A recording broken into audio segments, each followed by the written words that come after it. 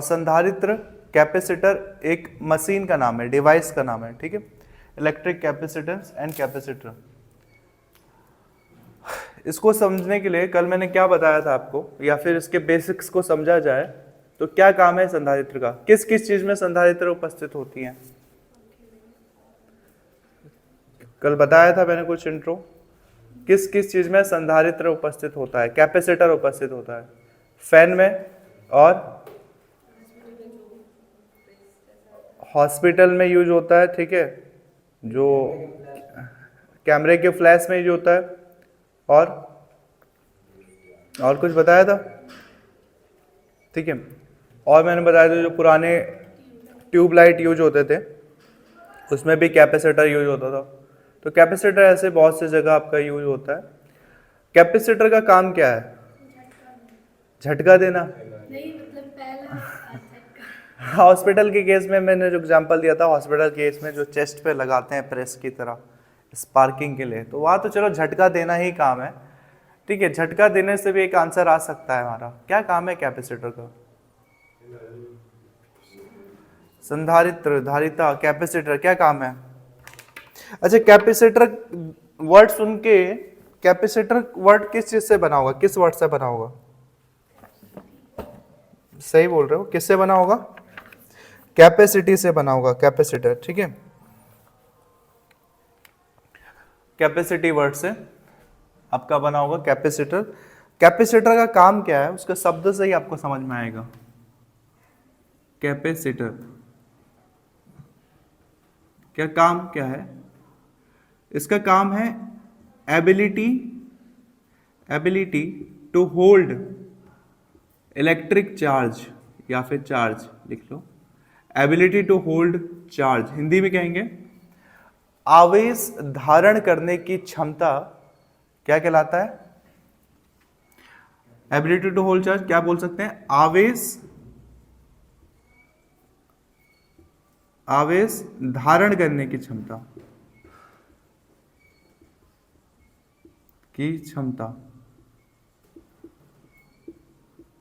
जो आवेश धारण करता है वही आपका क्या है? कैपेसिटर, ठीक है। बट आवेश धारण करने का काम तो कोई और भी करता है। आवेश धारण करना मतलब चार्ज को स्टोर करना, एबिलिटी टू होल्ड चार्ज या ability to store charge. But charge को स्टोर करने का काम तो आपका बैटरी भी करता है, सेल भी करता है। तो क्या डिफरेंस है आपका किसी बैटरी या फिर कैपेसिटर में, क्या डिफरेंस है? बैटरी भी यही काम करता है, बैटरी भी क्या होल्ड करता है? चार्ज होल्ड करता है, आपका आवेश धारण करता है बैटरी या चार्ज, ये सेल, और कैपेसिटर भी वही करता है। तो डिफरेंस क्या है दोनों में? कुछ सोच सकते हैं? बैटरी में आप ज्यादा चार्ज स्टोर कर सकते हो, ठीक है, बिल्कुल सही आंसर है, ठीक है। चलो, एक मामले में बैटरी आगे जीत गया, कहां चमक रहा है? इस साइड और इधर। देखो बैटरी में क्या है डिफरेंस पूछा था, तो बैटरी क्या करता है? बैटरी में आप ज्यादा चार्ज स्टोर कर सकते हो, चार्ज की स्टोर करने की जो क्षमता है वो क्या है? ज्यादा है। जबकि कैपेसिटर में आप ज्यादा चार्ज स्टोर नहीं कर सकते। ज्यादा है तो उसको लिख दो मच या मोर, और कम है तो उसको लिख दो लेस। लेकिन यहां से एक और क्वेश्चन उठ गया, जब बैटरी ज्यादा चार्ज स्टोर कर ही रहा है तो हमने कैपेसिटर क्यों बनाया? फायदा तो उसी में ना जिसमें ज्यादा हो। कैपेसिटर ऑब्वियस ही बात है बैटरी के बाद ही इन्वेंट हुआ होगा, आविष्कार उसका बैटरी के बाद ही हुआ होगा। तो बैटरी ज्यादा चार्ज स्टोर कर ही रहा था, तो हमें क्या जरूरत थी? किसकी? कैपेसिटर की। सोचो, अब यहां पे डिफरेंस समझने की कोशिश करो। बैटरी भी चार्ज स्टोर कर रहा है, कैपेसिटर भी चार्ज स्टोर कर रहा है। बैटरी ज्यादा चार्ज स्टोर कर रहा है, कैपेसिटर कम कर रहा है। फायदा क्या है कैपेसिटर का? सोच सकते हो? यस, झटका देता है, सही है। एक्चुअल में इसका यही आंसर ही है। कैपेसिटर क्या देता है? झटका देता है। पर थोड़ा और साइंटिफिक तरीके से इसको समझते हैं, झटका देने का क्या मतलब है। देखो, बैटरी में ना आप जितना चाहो उतना चार्ज स्टोर कर सकते हो, जितनी बड़ी बैटरी। आप छोटी मोटी सेल और बैटरी में पहले डिफरेंस पता है क्या है? सेल और बैटरी में डिफरेंस, सेल छोटा होता है या बैटरी? सेल छोटे होते हैं और the combination of the cells is called battery. जब सेल मिल जाते हैं तो क्या बनते हैं? बैटरी। एक सेल है, एक सिंगल है तो सेल, और सेल का समूह हो गया तो बैटरी। सिंपल सा टॉर्च याद कर लो, एक टॉर्च में कम से कम कितने सेल डलते होंगे? 3 कम से कम मान के चलते हैं। तो जब वो सिंगल है तो वो सेल है, लेकिन एक के पीछे दूसरा सेल, दूसरे के पीछे तीसरा सेल जब जुड़ गया तो आप उसको आप क्या कह सकते हो? एक साथ ये बैटरी है। इन्वर्टर भी आपका बैटरी है या सेल? इन्वर्टर आपकी बैटरी है, लेकिन अगर आपको ध्यान हो, कभी इन्वर्टर आपने ढंग से देखा हो ध्यान से, तो इन्वर्टर में भी छोटे छोटे सेल होते हैं, चैम्बर बने हुए रहते हैं, ठीक है, बहुत सारे 8-10 चैम्बर बने रहते हैं, तब वो बनता है आपका बैटरी। तो बैटरी कभी भी आपके सेल के कॉम्बिनेशन से बनता है। ओके, और यहाँ पे हम देख रहे हैं, यहाँ पे बड़ा क्वेश्चन यही पूछा गया कि कैपेसिटर का काम आवेश धारण करना है, बैटरी का काम भी आवेश धारण करना है, तो डिफरेंस क्या है? थोड़ा बहुत डिफरेंस की तरफ हम बढ़ चुके हैं। पहला डिफरेंस हमने समझा कि बैटरी ज्यादा चार्ज स्टोर कर सकता है लेकिन कैपेसिटर कम। फिर यहाँ से क्वेश्चन उठा कि फायदा क्या हुआ फिर कैपेसिटर बनाने का, जब वो चार्ज कम स्टोर कर रहा है, बहुत कम स्टोर कर रहा है। तो इसमें फायदा यह है ना, बैटरी को मैंने जैसे अभी समझाया, बैटरी को आप जितना मर्जी उतना चार्ज स्टोर करो। ज़्यादा चार्ज स्टोर करना है, ज़्यादा बैटरी लेके आओ। इन्वर्टर आपका पूरा घर का चार्ज उठा लेता है। अभी एक इन्वर्टर कम पड़ रहा है, एक और इन्वर्टर की बैटरी लगा दो। 2 इन्वर्टर की बैटरी 2 बिल्डिंग के लिए, एक बिल्डिंग के 2 फ्लोर के लिए काफ़ी होता है। उससे बड़ा जरूरत पड़ रहा है तो और बड़ी बैटरी लेकर के आ जाओ। बैटरी को ना आप अपने हिसाब से यूज कर सकते हो। जब हमें कम पावर यूज करना है तो हम कम यूज करेंगे, ज़्यादा यूज करना तो ज़्यादा, अपने अकॉर्डिंग यूज कर सकते हैं हम बैटरी को। लेकिन ऐसा कैपेसिटर के केस में नहीं होता है। बैटरी के केस में हम चाहेंगे कि 3 वाट का बल्ब जले तो 3 वाट का जलाएंगे, हम चाहते हैं 5 वाट का करंट सप्लाई हो तो 5 वोल्ट का करंट उसमें सप्लाई देंगे अपने हिसाब से। रेगुलेटर बने रहते हैं ना, बैटरी वाली चीज़ों पे रेगुलेटर बने रहते हैं। आपने कभी कोई टॉर्च वगैरह यूज किया हो जिसमें घुमाने के लिए कुछ हो, जैसे पंखे पे रेगुलेटर होता है ना, तो हम जितना मर्जी उतनी घुमाते जाएंगे, उसका पावर क्या होता जाएगा? इंक्रीज करते जाएगा। हम ऐसा बैटरी में कर सकते हैं, लेकिन ठीक उसका उल्टा होता है कैपेसिटर। कैपेसिटर में आप ये सब नहीं कर सकते हो। कैपेसिटर चार्ज तो स्टोर करता है, लेकिन हम कैपेसिटर के चार्ज को अपने हिसाब से उसको खपत नहीं कर सकते हैं, अपने हिसाब से उसको यूज नहीं कर सकते हो। कैपेसिटर चार्ज स्टोर करता है, लेकिन जब चार्ज लीक करेगा, चार्ज का में यूज करना होगा तो तुरंत झटके में यूज करेगा। जैसे कि कैमरे की फ्लैश में मैंने कहा कैपेसिटर यूज होता है, तो कैमरे की फ्लैश की कंडीशन में जो भी कैपेसिटर लगा होता है कैमरे के फ्लैश के साथ, और तुरंत एनर्जी स्टोर करेगा, मतलब एनर्जी उसके पास रहेगी, चार्ज उसने स्टोर किया है। और जब भी आप कैमरे का बटन दबाओगे फ्लैश का, वो तुरंत क्या कर देगी? सारा एनर्जी अपना लॉस कर देगी फ्लैश के रूप में। इसलिए देखा फ्लैश में कितनी ज़्यादा हमें चमक दिखती है, अचानक से वो क्या करता है? अपनी पूरी चार्ज रिलीज कर देता है। आप उसको अपने हिसाब से मैनेज नहीं करोगे, कर ही नहीं सकते हो, ठीक है। आपने जितने का कैपेसिटर बनाया है वो उतनी एनर्जी एक ही बार में क्या कर देगा? लॉस कर देगा, अपना लॉस कर देगा, या फिर आप पे डिपेंड करता है आप यूज कर रहे हो क्या कर रहे हो। लेकिन बैटरी की एनर्जी को आप यूज कर सकते हो अपने हिसाब से। ये कुछ वैसा ही है जैसे कि डैम देखा हुआ है, बांध, ठीक है, मतलब कोई टीवी वगैरह में देखे होंगे डैम, तो डैम के बहुत सारे ना गेट होते हैं, पीछे नदी होता है, नदी के पानी को आपने रोक दिया है और नदी के पानी पे बहुत सारे गेट बने हुए हैं। सपोज डैम में पानी बढ़ गया है, ठीक है, तो जितना डैम में पानी बढ़ेगा, अगर आपने एक भी गेट नहीं खोला, सारे गेट बंद करके रखे हैं, तो एक टाइम ऐसा आएगा या तो डैम में पानी डैम के ऊपर से पानी आने लगेगा, या फिर डैम में इतना प्रेशर आ जाएगा कि पानी एक ही बार में टूट जाएगा, और क्या पानी एक ही बार में डैम को तोड़ देगा।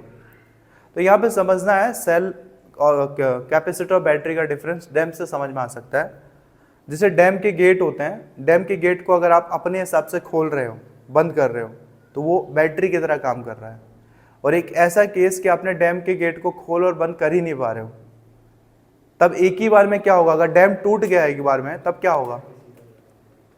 तब जब उसमें पानी होगा, डैम का पानी एक ही बार में रिलीज हो जाएगा। जितना पानी होगा डैम में उतना एक ही बार में रिलीज हो जाएगा। ये कुछ वैसे ही है, डैम हटाओ ना, आप छोटा सा कोई एग्जांपल लो, आप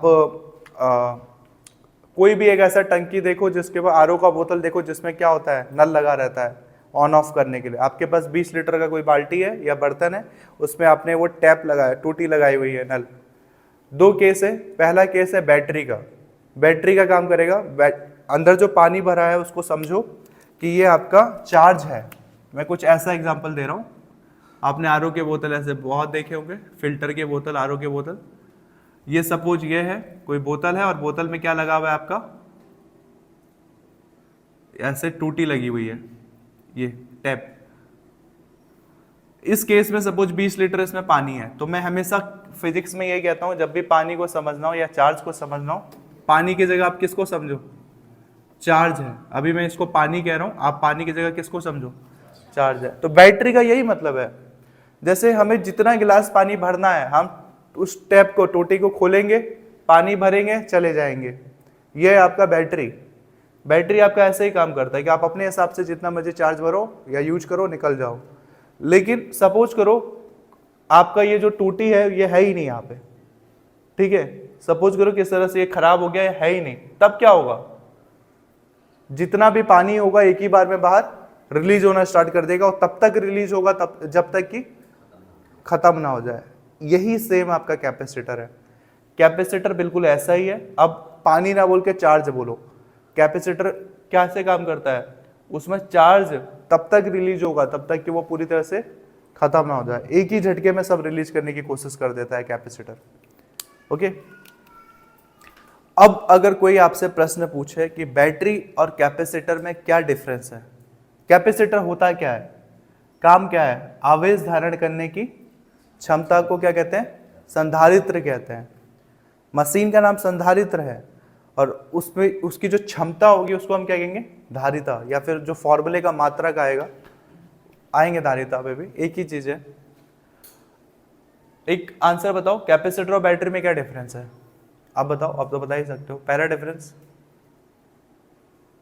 बैटरी को हम अपने हिसाब से यूज कर सकते हैं और कैपेसिटर को नहीं कर सकते। ठीक है, बैटरी को आप, बैटरी के चार्ज को आप अपने हिसाब से यूज कर सकते हो, कैपेसिटर के चार्ज को नहीं, वो एक ही बार में रिलीज हो जाएगा।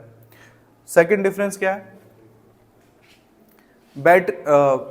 दोनों में वो क्या है, सेम चीज क्या है, बैटरी भी चार्ज को स्टोर करती है, कैपेसिटर भी, लेकिन बैटरी ज्यादा करती है कि कम, ज्यादा, जबकि कैपेसिटर कम। क्या, छोटा बैटरी को बैटरी कहाँ कहते हैं, सेल कहोगे आप उसे, ठीक है। और डिफरेंस क्या है कि हम बैटरी को अपने हिसाब से यूज कर सकते हैं, कैपेसिटर के चार्ज को हम अपने हिसाब से यूज नहीं कर सकते हैं, ठीक है। ये एक ही बार में चार्ज फ्लो करवाता है। बाकी इसमें जो आपको फॉर्मूला आएगा, कैपेसिटर में एक और चीज बताया था, ये जो आपका कैपेसिटर है, संधारित्र, संधारित्र वर्ड इसके लिए यूज होता है, कैपेसिटर के लिए। जो कैपेसिटर है ये मशीन है, एक डिवाइस है, और डिवाइस कुछ नहीं, तो घर में पंखा उतार लेना, छोटा सा ये सिलेंडर की तरह मिलेगा, कुछ नहीं, ये जो इतना ही बड़ा तो होता है वो कैपेसिटर, ऐसे इंक के डब्बे की तरह व्हाइट कलर का होता है, इतना ही बड़ा होगा, बिल्कुल सिलेंड्रिकल शेप में, ठीक है, सफेद रंग का कैपेसिटर आपका पंखे वगैरह में लगे होते हैं। तो कैपेसिटर क्या है, एक डिवाइस है, मशीन है, और जो क्या करता है, आवेश को धारण करता है। तो आवेश धारण करने की क्षमता आपका कैपेसिटर कहलाती, कैपेसिटेंस कहलाती है। ओके, अब और क्या पढ़ना है इसका, मैथमेटिकल फॉर्म, कोई डिफरेंस नहीं है, सेल भी लिख सकते हो, कोई दिक्कत नहीं है। अच्छा, सेल को क्या हम अपने हिसाब से यूज नहीं कर सकते हैं? सपोज मैं कह रहा हूँ कि अगर उस टॉर्च में आपने 3 सेल लगा दिए एक साथ सीरीज कॉम्बिनेशन में, तो हम उसको बैटरी कह रहे हैं। कुछ सेल ऐसे भी तो होंगे जिसमें एक ही सेल लगते होंगे, तो क्या उस एक सेल वाले को अपने हिसाब से यूज नहीं करते हैं? उसमें भी ज़्यादा चार्ज हो रहा है। हाँ, उसमें भी स्टोर हो जाता है, लेकिन देखो सेल भी होगा तो सेल की भी एनर्जी को हम अपने हिसाब से यूज कर सकते हैं, लेकिन कैपेसिटर को नहीं कर पाओगे आप। कैपेसिटर पूरा रिलीज करेगा अपना एनर्जी, ठीक है, तो सेल की जगह बैटरी भी लिखो, कोई दिक्कत नहीं है। ओके, मेन ये नहीं है कि वो ज़्यादा स्टोर कर रहा है, ये कम स्टोर कर रहा है, मेन ये है कि इसको आप कंट्रोल कर सकते हो, कैपेसिटर को कंट्रोल।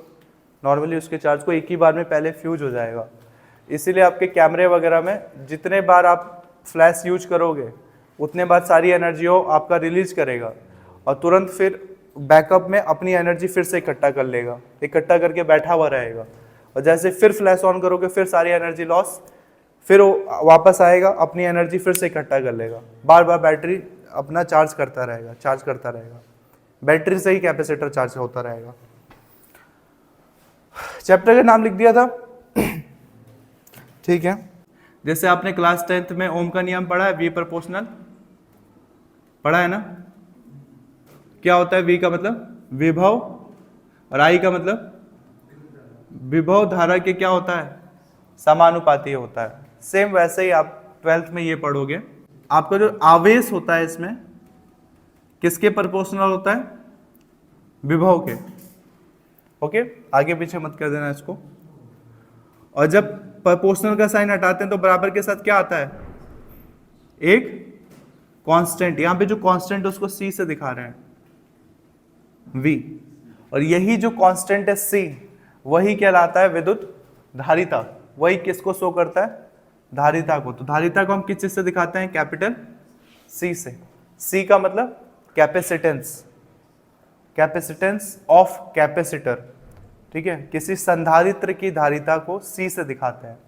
तो C का फॉर्मूला क्या बन गया, C बराबर Q अपॉन V, ये आपका फॉर्मूला बन गया। क्या बोल रहे हो, यस, आप आवेश को, जरूरी नहीं है आप आवेश को स्मॉल क्यू से दिखाते हो, पूरी अभी तक हमने दिखाया, लेकिन यहाँ पर जो हमारा चार्ज है वो एक साथ है, ठीक है, स्टोर्ड है एक साथ। आप यहाँ पे भी स्मॉल क्यू करोगे कोई दिक्कत नहीं है, लेकिन यहाँ पे कैपिटल क्यू ये इंडिकेट कर रहा है कि आवेश थोड़ा क्या है, ज्यादा मात्रा में एक साथ है एकत्रित, कोई दिक्कत नहीं है, आप इसको स्मॉल क्यू भी करो कोई दिक्कत नहीं है, बट वो इंडिकेट कर रहा था एक तरीके से कि यहाँ पे चार्ज एक साथ बैठे हुए हैं, सारे एक साथ निकलेंगे। ये क्या है, क्यू आवेश है, V क्या है, V विभव है, C क्या है, अभी तक दिमाग में बैठा नहीं, संधारित्र की धारिता, संधारित्र मशीन है, ठीक है, और उस मशीन की धारिता है ये। जैसे कि बाल्टी की धारिता, धारिता मतलब धारण करने की क्षमता, ठीक है, तो कोई बाल्टी 20 लीटर की है तो बाल्टी की धारिता कितनी हो गई, 20 लीटर। वैसे संधारित्र है एक मशीन, वैसे C क्या है, संधारित्र की धारिता, या फिर धारिता बोलो किस चीज की, संधारित्र की। संधारित्र एक मशीन है और उस मशीन की धारिता है, धारिता मतलब धारण करने की क्षमता है C। तो आप कैसे परिभाषित कर सकते हो, फॉर्मूला से परिभाषा बनाना आ गया है। आवेश तथा विभव के दोनों के बीच क्या है, अनुपात, जब बटे में हो तो अनुपात, तो आवेश और विभव के अनुपात को धारिता कहते हैं, या फिर आवेश और विभव का अनुपात क्या कहलाता है, संधारित्र की धारिता कहलाती है। The ratio of charge and potential is called, क्या कहेंगे, कैपेसिटेंस ऑफ कैपेसिटर। ओके, तो ये हो गया। और एक डेफिनेशन बताई थी, क्या है संधारित्र या धारिता। संधारित्र क्या करता है, आवेश धारण करने की क्षमता या गुण क्या कहलाता है, संधारित्र। संधारित्र का काम क्या है, आवेश को धारण करना, यह संधारित्र का काम है। और धारिता क्या है, आवेश तथा विभव के अनुपात को धारिता कहते हैं। मात्रा क्या हो जाएगा, किसी भी चीज को पढ़ते हैं तो पहले फॉर्मूला फिर मात्रक, कुछ डिफिकल्ट नहीं है। आवेश प्रति कूलाम, आवेश का मात्रा क्या होता है, कूलाम, फिर बटे का चिन्ह, और विभव का मात्रा क्या है, वोल्ट, तो कूलाम पर वोल्ट, इसका मात्रक हो गया कूलाम प्रति वोल्ट। या ये आपको ये मात्रक तो यूज करना है, इसका एक सबसे फेमस मात्रक होता है उसको कहते हैं फेराड, ठीक है, फेराड या फेराड।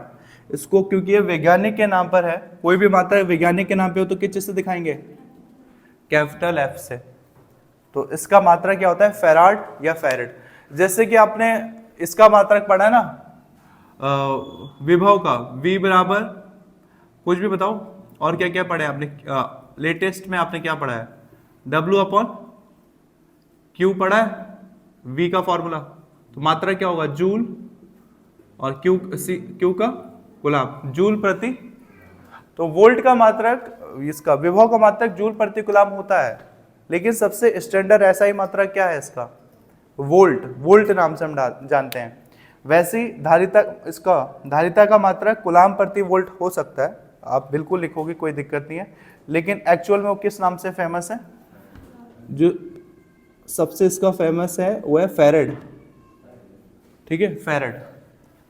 फेराडे साइंटिस्ट के नाम पे है ये फेरेड। किसी को फेरेड दिखेगा, किसी में फेराड दिखेगा, ठीक है, बस आप फ्रॉड लिख के बताना इसको। तो ये आपका कंप्लीट है, ओके। अब समझ गए एक एक चीज, संधारित्र क्या है और धारिता क्या है। इसके बाद आपका जो टॉपिक है वो है आवेशित चालक, लिखना मत, आवेशित चालक की स्थितिज ऊर्जा, ठीक है। इस स्थितिज ऊर्जा के अंदर 2-3 डेरिवेशंस आपको आएंगे। एक इसी में आएगा ऊर्जा हास। अगर आपका सिलेबस फिर से कोविड के बाद, मतलब कोविड के पहले जैसा है, कोविड के समय हटाया गया था, जोड़ा गया था, यूपी बोर्ड में तो एक साल में 2-3 बार सिलेबस इन लोगों ने चेंज किया अपने हिसाब से, ठीक है। अगर सच में पिछले बार जैसा सिलेबस है, अभी पता नहीं चलेगा इसका। ऑफिशियली सिलेबस स्टार्ट होता है आपका अप्रैल के बाद से, जब नया सेशन स्टार्ट होता है, ठीक है। नए सेशन के अकॉर्डिंग आप अप्रैल से आप नए क्लास में जाओगे, तब हम वेट करेंगे कि अप्रैल या जून के समय यूपी बोर्ड जो सिलेबस दे रही है, अगर वो सिलेबस कोविड के पहले वाला सिलेबस है, तब आपको ये सारा पढ़ना पड़ेगा, जो कि पिछले 1-2 साल से हटा दिए गए थे सिलेबस से, ठीक है। और लंबे लंबे डेरिवेशंस हैं, और डेरिवेशन भले लंबे हैं, जो भी मैं कह रहा हूँ, स्थितिज ऊर्जा के बारे में एक डेरिवेशन आएगा, संचित ऊर्जा या ऊर्जा हास, ऊर्जा हास मतलब एनर्जी लॉस, इसके लिए डेरिवेशन है।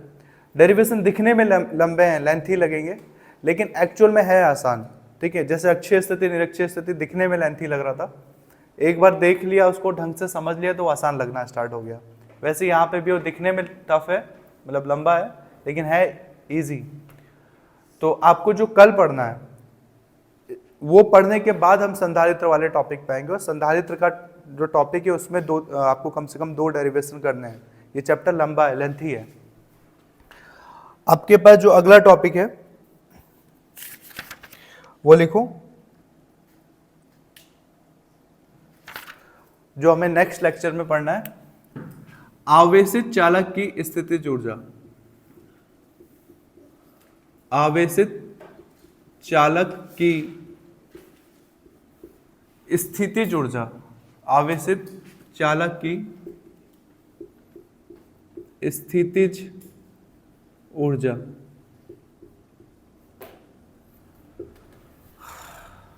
आवेशित चालक की स्थितिज ऊर्जा इजी डेरिवेशन है, लेकिन नहीं हो पाएगा इतना जल्दी, ठीक है, समय लगेगा, तो उसको हम कल के लिए ही छोड़ते हैं। और इसके साथ कल हम 2 डेरिवेशन निपटाएंगे एक साथ, ओके।